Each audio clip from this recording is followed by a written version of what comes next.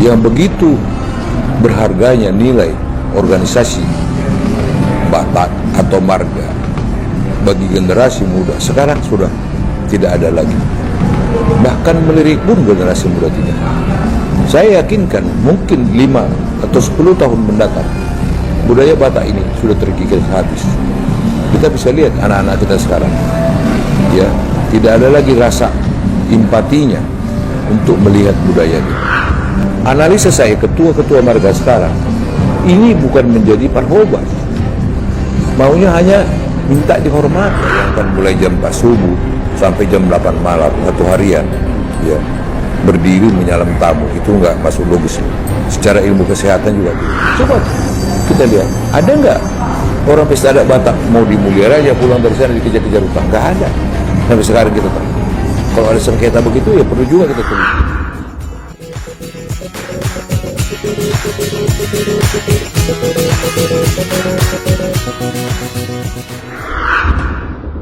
Jakarta kini menjadi saksi bisu dari sebuah krisis identitas yang mengancam warisan leluhur. Generasi muda Batak atau para Naposo Bulung kini kian menjauh. Enggan hadir, enggan terlibat dalam acara adat kemargaan. Apakah karena waktu yang berlarut-larut? Biaya yang dianggap memiskinkan? Ataukah karena mereka merasa menjadi orang asing di adatnya sendiri? Tokoh Batak yang pernah terlibat sebagai parhobas pada Munas Raja Lontung di Muara dan Pesta Kampung Parbarumbung, Dr. J.S. Simatupang, angkat bicara. Pria yang juga berkontribusi dalam pembangunan jalan menuju Tugu Simatupang Togatorop ini, mengaku miris dan memberikan sentilan keras kepada para pengurus marga saat ini. Menurut sosok yang aktif di berbagai organisasi sosial tersebut, akar masalahnya terletak pada hilangnya esensi pelayanan. Pemimpin marga kini dinilai lebih haus penghormatan ketimbang turun tangan langsung menjadi seorang parhobas. Benarkah budaya Batak terancam punah 10 tahun lagi jika dibiarkan? Dan apa solusi nyata agar Naposo kembali mencintai tradisi leluhurnya? Berikut paparan Dr. J.S. Simatupang selengkapnya. Saat ini memang kita sangat miris dengan keberadaan minat generasi muda Batak untuk persoalan budaya Tapanuli, khususnya budaya Batak. Kalau dikatakan krisis minus sudah mencapai ke sana. Nah, ini yang membuat saya kembali terngiang untuk berkarya kembali di organisasi kemargaan. Kenapa? Sejak saya tinggal 20 tahun lalu, yang begitu berharganya nilai organisasi Batak atau marga bagi generasi muda sekarang sudah tidak ada lagi. Bahkan melirik pun generasi muda tidak. Saya yakinkan mungkin 5 atau 10 tahun mendatang budaya Batak ini sudah terkikis habis. Kita bisa lihat anak-anak kita sekarang, ya, tidak ada lagi rasa empatinya untuk melihat budaya kita. Nah, ini yang membuat saya sekarang ini jujur terganggu. Padahal usia saya sekarang sudah 61 tahun. Seyogianya udah pengen pensiun. Tetapi begitu lihat krisis ini, saya terngiang. Ini nggak boleh dibenarkan. Ini tidak boleh dibiarkan. Nah, sering beberapa teman yang sangat antusias membicarakan, saya ajak untuk berdiskusi dari berbagai marga. Nah, ini yang perlu menjadi perhatian para ketua-ketua marga. Analisa saya, ketua-ketua marga sekarang ini bukan menjadi parhobas, maunya hanya minta dihormati. Sebenarnya substansi organisasi sosial, ketua itu tidak dihormati, dia parhobas. Kalau acara seremonial itu kan sudah pasti terjadi, nggak usah dibicarakan oleh organisasi Batak. Apa misalnya mengadati, ada duka, itu dengan sendirinya akan terjadi dengan dilakukan oleh pihak-pihak yang terkait. Nah, kita harus menjadi piar buat generasi muda. Generasi muda sekarang merasa apa untungnya mereka ikut. Mereka kerja nggak diperhatikan, mereka punya pendidikan, bahkan diajak berkomunikasi pun para pengurus sekarang tidak. Atau kita lihat para pengurus marga sekarang itu sulit untuk memberikan perhatian kepada serius kepada anggotanya. Ini membuat pikiran saya terganggu di akhir-akhir ini. Sebagai putra marga Simatupang, saya prihatin sekali. 20 tahun lalu saya kasih contoh, generasi muda Naposo Bulung Simatupang itu sangat kencang, rutinitasnya ada. Ya, sekarang saya lihat tidak ada. Nah, ini yang perlu menjadi himbauan buat semua saudara-saudaraku suku Batak, suku Tapanuli untuk memikirkan ini. Bagaimana juga budaya Batak yang sudah diciptakan oleh para pendahulu kita. Ini sangat mulia, sangat penuh dengan makna kehidupan. 51% aja kita jalankan budaya Batak Tapanuli, hidup kita sudah sangat cukup sempurna. Sopan santunnya, moralnya, dan mungkin berkatnya juga.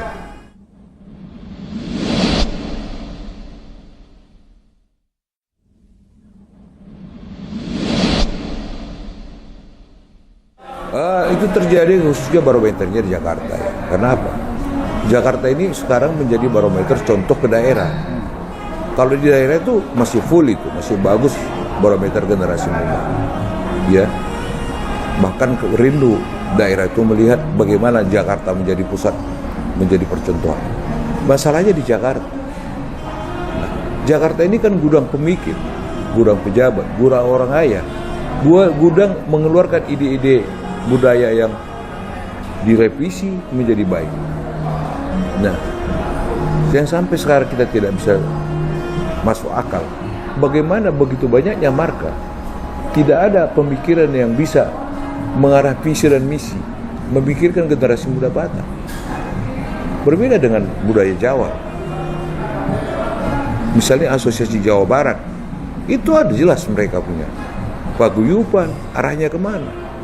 Ada nggak organisasi Batak yang memikirkan bagaimana generasi muda Batak, marganya aja, yang tidak kerja, yang putus sekolah, yang pengangguran, nggak usah membantu lah, memikirkan aja. Pernah nggak diperbincangkan? Ini menjadi bagian menghemat saya para pengurus. Saya himbau calon-calon pengurus marga untuk hari-hari berikutnya, coba menjadi loyalitas yang mengabdi. Jangan kita selalu berpatokan kalau ketua umum marga itu harus pejabat. Ya, yang pertama harus memberikan perhatian. Jadi benar-benar bahasa Batak menjadi parhobas. Bukan minta dihormati. Parhobas itu tidak jadi pesta kalau tidak ada. Tadi tidak pernah minta dihormati. Dia kerja aja dengan terus. Yang penting halayak rakyat itu puas. Nah, dirubah sikap pejabat ketum marga sekarang.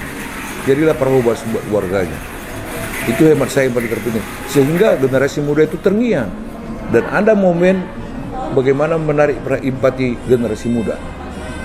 Contohnya ada seminar, ada pendidikan, budaya, ada daya tarik buat mereka. Mereka itu semua sekarang sudah punya ilmu yang lebih dari orang tuanya. Kalau kita sungguhin hal-hal yang mistik udah nggak peduli. Tapi yang elektronik, misalnya begini, ada marga, saya tarilah kepada marga saya, marga Simatupang, mengadakan tur ke kampung halaman, mengadakan festival di kampung halaman, alangkah indah. Pasti, ya, maaf, di keluarga marga mertua saya pernah, itu kumpulan sangat, mobilitasnya sangat tinggi. Nah, saya mau koreksi kepada diri saya. Ini yang saya terngiang, khususnya kepada saudara-saudara saya marga Simatupang. Ayo, cukup banyak menjadi potensial sekarang ini yang bisa memberikan menjadi parhobas. Intinya parhobas yang tidak minta dihormati selalu. Ya, itu inti pertemuan kita untuk bisa dicanangkan di hari-hari berikut.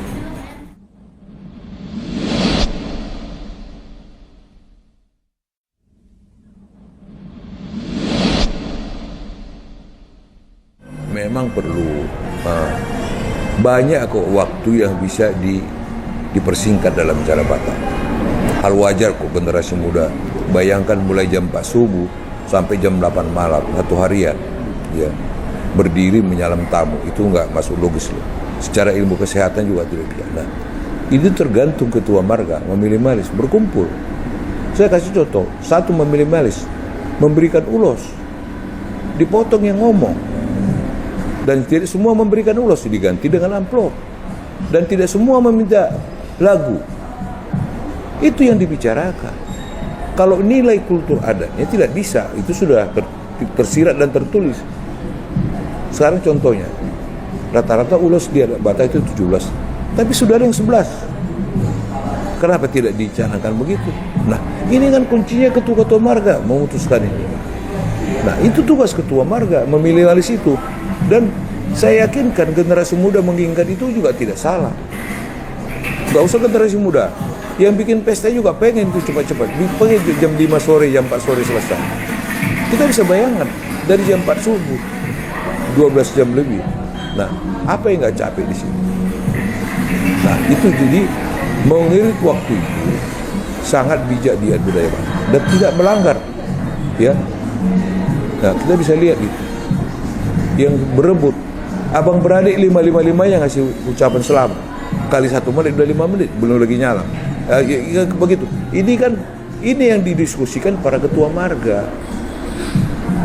Yang kedua, jangan dibebankan lagi kepada generasi muda, supaya ketertarikan generasi muda itu bisa tergapai. Ketertarikan generasi muda, apa yang dipikirkan? Itu dipikirkan pengurus. Itu yang paling penting.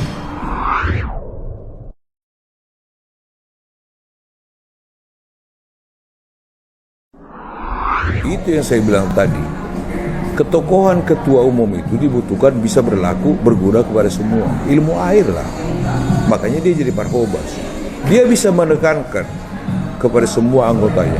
Kita mulai dari orang tua, berbahasa Batak kepada anak. Dan diingatkan jangan sekali itu kurang.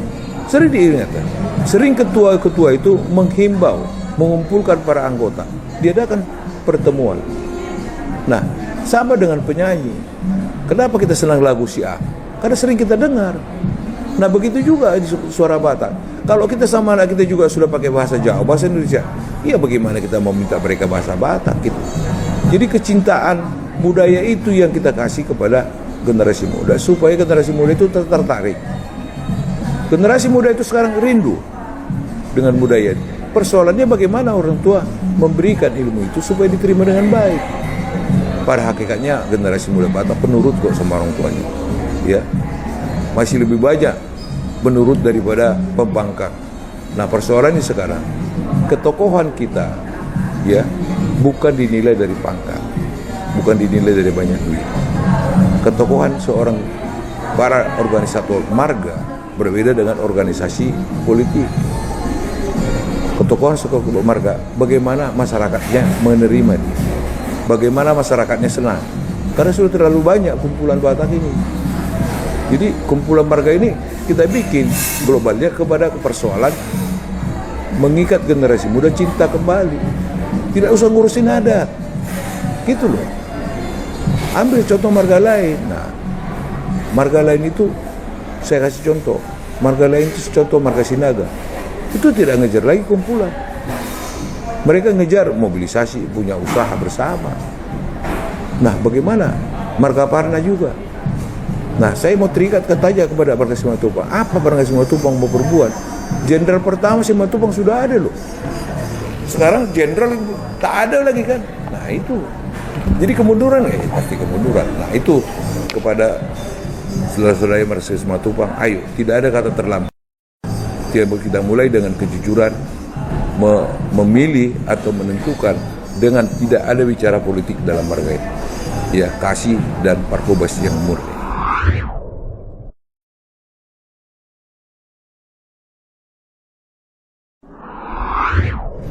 Enggak juga lah. Artinya begini, kalau biaya itu besar kan tergantung orang tuanya. Ya, kalau orang tuanya mumpuni, dia biaya besar juga, dia mungkin sudah banyak menerima.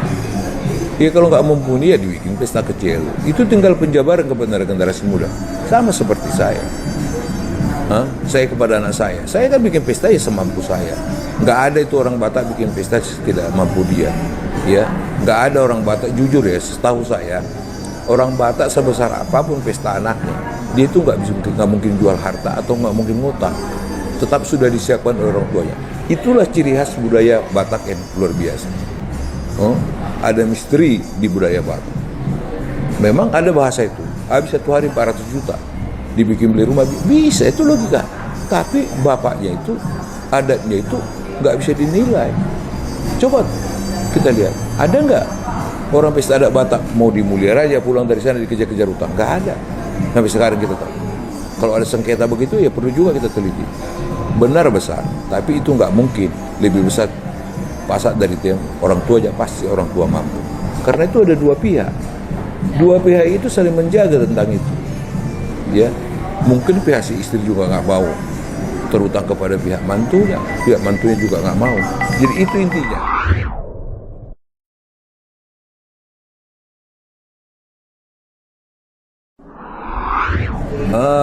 Menyederhanakan itu kok tidak menghilangkan dari kultur budaya ya. Saya kasih contoh menyederhanakan, ini kan masalah waktu. Contohnya ketika mengadati, ada abang beradik 10 orang yang harus memberikan ulos. Cukup 1 orang yang memberikan pendapat. Begitu juga kumpulan ketua-ketua, cukup 1 orang. Dari semua dirangkum ini, setiap yang ngomong itu diirit 2 menit, ini pasti bisa tercapai. Dan target, misalnya selesai jam 5, itu disepakati bersama. Dan kuncinya itu kepada para pembicara itu, para raja hata itu. Dan itu sudah dijajakin ketika ada Martonggo Raja, ada Marhum. Nah, kesepakatan itu disepakati menjadi buah yang memang membuahkan waktu. Tidak menghilangkan nilai budaya, tetapi jelas-jelas kok itu sangat berpengaruh. Waktu saja yang menjadi persoalan. Saat sekarang saya temukan dari beberapa masyarakat atau generasi muda, nilai-nilai perbentukan perlakuan budaya Batak itu sangat mengagumkan. Mereka rindu. Ya. Tetapi masalah waktu saja yang dikeluhkan oleh generasi muda. Ini yang perlu kita diskusikan. Contohnya menerima hula-hula. Bagaimana bisa dipersingkat? Gitu loh. Itu kan itu, hanya menerima tamu. Nah, terus kedua, bagaimana tamu-tamu yang lain? Apakah mesti diberikan waktu untuk bicara apa tidak? Ini yang didiskusikan para pengurus marga. Jadi diskusinya di sana, bukan diskusinya di marga itu. Bagaimana mengutip iuran, bagaimana mengutip kartu anggota, itu bukan ormas politik. Gitu loh. Dan organisasi ini harus terbuka kepada semua anggota. Namanya juga sosial, membudayakan budaya opung kita, mendewakan opung kita, bukan mendewakan budayanya, supaya dicintai dan digandrungi anak kita. Gitu. Apa gak miris kita? Contohnya kayak saya, gak bisa anak saya ngerti apa arti tulang.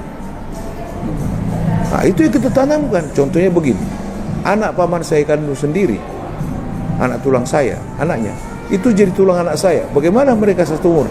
Ini yang perlu kita didik. Nah, ini kalau dikasih tahu ke anak di rumah kan nggak cocok. Tapi coba kita bikin misalnya mereka pertemuan, ada generasi muda, ada acara yang kita bikin mereka tertarik. Sampai di situ kita sisipkan.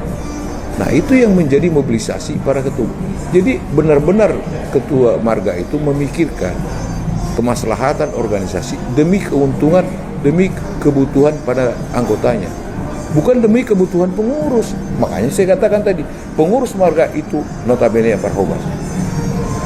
Bukan minta dihormati. Berbeda kalau Anda mau jauh dihormati organisasi politik lah, ya kan? Biar dicium tangan gitu. Itu kepada saudara-saudara saya, suku Tapanuli, mari bersama kita bentuk suatu wujudan menyamakan misi bagaimana generasi muda ini terpikat kembali dengan budaya Tapanuli, dan bila perlu bisa mereka kembangkan empati budaya Tapanuli tidak hilang sama sekali, dan benar mereka bisa jalankan, karena ini tidak boleh hilang. Bayangkan saja, tugu-tugu marga aja bisa berdiri dengan harga bermiliar-miliar dibikin para generasi kita muda dulu, orang tua kita terdahulu.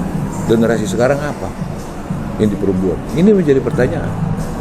Nah, berarti mundur kan, padahal uangnya banyak. Nah, jadi pergunakanlah rezeki kita membangun budaya dengan membangun juga citra budaya kepada anak-anak kita. Anak-anak kita itu di sekolah, saya yakin cinta dengan budaya apa yang dimiliki orang tua, dan mengucapkan terima kasih kepada semua saudara-saudara suku Tapanuli apabila mempunyai misi dan visi untuk melestarikan budaya kita semakin baik dan semakin jadilah parhobas untuk buat sesama. Horas melihatnya.